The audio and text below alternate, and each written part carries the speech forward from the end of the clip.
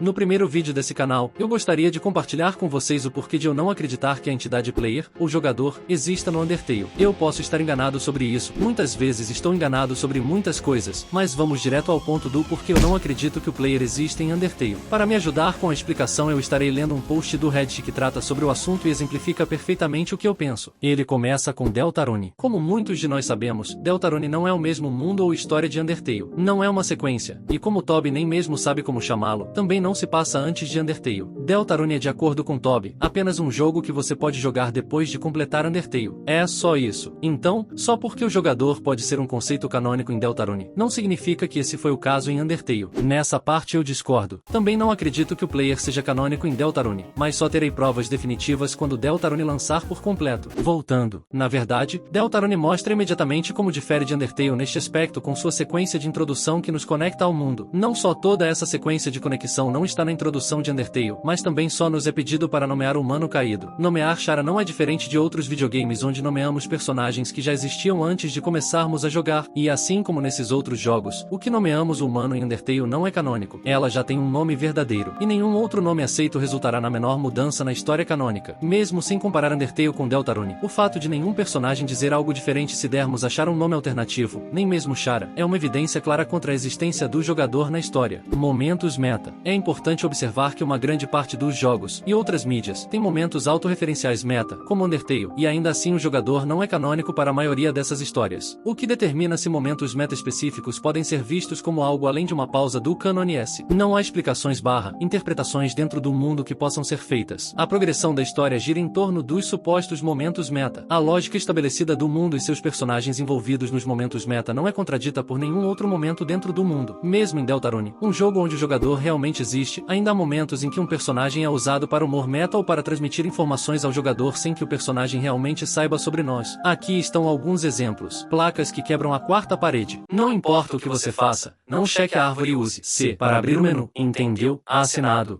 Lancer e a maioria dos Darkners não deram nenhuma implicação significativa impulsionada pela trama de que ele sabe sobre o jogador, ou mesmo que o seu mundo se passe em um jogo. Então, essas mensagens de placas podem ser descartadas como o típico momento de tutorial que quebra a quarta parede. Ele dá outros exemplos, mas vamos focar em Undertale. Quanto a Undertale, é óbvio que muitas das mensagens, temas e humor que Toby inseriu no jogo são direcionados ao jogador, mas isso não significa ou mesmo exige que existamos como uma entidade separada controlando as coisas na história. Como você verá em breve, Toby cuidou muito ao criar um personagem e um sistema de poder que incorpora e explica a variedade de escolhas e caminhos disponíveis. Tudo isso sem a necessidade da existência do jogador. Nessa parte ele está se referindo ao fato do poder de carregar e salvar existir no mundo de Undertale. Antes de voltarmos ao post, eu peço para você se inscrever no canal caso você goste de teorias e lore de Undertale e Deltarune. O canal está começando agora, então cada inscrição e comentário me ajuda muito. Voltando, vamos analisar os elementos mais importantes da personagem Frisk. Isso também servirá como mais evidência contra a existência do jogador. Personagem Frisk. Quando voltamos para as ruínas após a barreira ter sido quebrada e olhamos no espelho, a narração diz: "Ainda é só você, Frisk." Essa escolha de palavras é incrivelmente importante, pois nos diz que Frisk é apenas Frisk. Não há um jogador a controlando, assim como Chara não está a controlando nessa rota. Apesar disso, ainda temos que jogar o jogo até chegar a esse ponto na rota pacifista, assim como em qualquer outro jogo orientado por história, o que mostra que não temos um papel canônico de qualquer maneira. Se não estamos presentes na pacifista, então não estamos em nenhuma outra rota. Falando dessas rotas mais violentas, são nos dados 3 motivos para como e por que elas são possíveis. Primeiro, curiosidade ou tédio de Frisk. Segundo, love. Terceiro, Chara, genocídio. O jogo deixa muito claro várias vezes que Frisk é um paralelo com Flowey. Frisk é uma pessoa muito curiosa e muitas vezes entediada, e como Flowey, essa curiosidade pode fazê-la se comportar de várias maneiras e decidir fazer coisas moralmente questionáveis. Algumas provas sobre a curiosidade de Frisk. Contra um Snowdrake, o narrador diz o seguinte: "Você diz ao Snowdrake que ninguém nunca vai amar ele da maneira que ele é. Ele se reluta para responder e se afasta completamente derrotado." Já em uma aparição de Flowey: "Você só quer ver o que eu vou dizer." Não há motivo para Frisk ser tão maldosa com Snowdrake, a não ser por um desejo de ver o que ele diria ou faria em resposta. Agora sobre os paralelos entre Flowey Flowey e Frisk. Flowey diz o seguinte sobre Frisk: "Você é muito curiosa, não é?" Sobre a própria curiosidade de Flowey. Tudo isso começou porque eu estava curioso, quando Flowey lembrou de si mesmo. "Você meio que me lembra de mim mesmo." Frisk é igual a Flowey. "Você é igual a mim, não é?" Sobre matar por curiosidade ou tédio. "Você meio que me lembra de mim mesmo." Você poupou a vida dela. Então decidiu que não era interessante o suficiente para você. Você então matou ela só para ver o que acontecia. Também tem um diálogo do Sans onde ele diz que Frisk parece entediada. Qual é esse olhar nos seus olhos? Você foi lá e matou alguém, só para ver o que eu diria sobre isso? Sans, percebendo isso em Frisk, confirma que a comparação de personalidade feita por Flowey entre eles, pelo menos no que diz respeito à curiosidade e ao tédio, é válida. Quanto a Frisk, não é uma pacifista natural. Sans pode perceber que ela não era totalmente boa mesmo em seu julgamento na rota pacifista. Os efeitos que o Love pode ter em seu estado mental também não devem ser ignorados. O que começaria como curiosidade pode se transformar em insensibilidade graças ao Love, e sua inclusão na história seria completamente inútil se toda a rota fosse apenas nós jogadores forçando Frisk a fazer o que quiséssemos, independentemente de seus próprios desejos. O conceito de Love foi criado para explicar como Frisk pode continuar matando voluntariamente, assim como Flowey, por ser sem alma, é usado para explicar o quão ruim ele se tornou. A única rota em que Frisk está sendo influenciada ou controlada por outra entidade, que é a Shara, é na rota genocida. Isso é comprovado por muitas coisas que Shara mesma diz, como quando ela destranca a corrente de New Home depois de apertarmos o botão. Isso também é mais uma evidência de que não estamos controlando Frisk, pois se estivéssemos, não seria Shara quem destrancaria a corrente naquele momento. Além disso, há numerosas evidências de que Shara é quem insiste para que a rota continue até o final depois que Frisk a inicia, como o diálogo "Sou eu, Shara", que substitui a narração do espelho relacionada ao você. Frisk também é vista andando desajeitadamente por Snowden, possuída por Shara. Vejamos esse diálogo do Papyrus. Mas a maneira como você se arrasta de um lugar para outro. Esse é um diálogo muito negligenciado, mas importante, porque nos diz que Frisk fisicamente está realizando a rota genocida, não é algo que ela faz naturalmente. Frisk está sendo possuída na rota genocida por Shara, mas não nas outras rotas. Os monstros constantemente se referem a Frisk como algo que não é humano. Shara não é humano. Eis alguns momentos cruéis de Shara. Em Snowden, Frisk não vai despedaçar o boneco de neve mesmo se tiver um LV mais alto em uma rota neutra. Já Shara é explicitamente agressiva e sádica. É o mesmo aqui com todas as outras ações exclusivas de Frisk na rota genocida. Shara pisa em Monster Kid apenas porque sim. Ele não citou no post, então irei citar. Antes de lutarmos contra um Genie na rota genocida, nos encontramos com o Monster Kid. Ele cita que Frisk está fazendo uma expressão estranha, e então Frisk avança para cima dele. Já quando a luta se inicia, podemos ver o diálogo "No meu caminho". Isso é mais um indício que Shara está possuindo Frisk, pois Frisk nunca fala visivelmente, então a única pessoa que poderia ter iniciado a batalha com Monster Kid e dito isso é Shara. Agora voltando ao post. Com essas informações, pode-se afirmar que Shara tem controle sobre Frisk em uma rota genocida, mas não é absoluto, e Frisk tem a capacidade de se libertar, como visto na rota genocida abortada. Apesar de tudo, ainda é você. Agora, com esses pontos esclarecidos, é hora de desbancar os argumentos mais discutidos sobre o jogador, desmistificando as provas da teoria do jogador. A alma de Frisk é chamado de nosso coração, então isso significa que nós estamos juntos com ela? Não. Se o nosso coração fosse para mostrar que nós, o jogador, compartilhamos a alma de Frisk com ela, então nosso papel na história se limitaria a controlar Frisk na batalha contra o Mega Flowey, e apenas nesse momento. Isso porque o nome padrão para o sprite da alma é realmente SPR_Heart, na maioria das outras vezes em que podemos movê-lo, como na luta contra Ciel, enquanto o nosso coração só é usado apenas uma vez contra o Mega Flowey. Dado que o argumento para o jogador ser canônico em Undertale gira em torno de tudo o que podemos fazer e não apenas de uma luta específica, isso invalida o ponto de que o sprite foi nomeado assim para os mineradores de arquivos usarem como evidência da existência do jogador. Então, nesse caso, qual seria o motivo técnico? O que é diferente na luta contra o Mega Flowey em comparação com os outros momentos do jogo que justificaria Toby Fox criar um sprite diferente? A resposta é clara quando nos lembramos de que a luta contra Flowey é a única luta em que outras almas humanas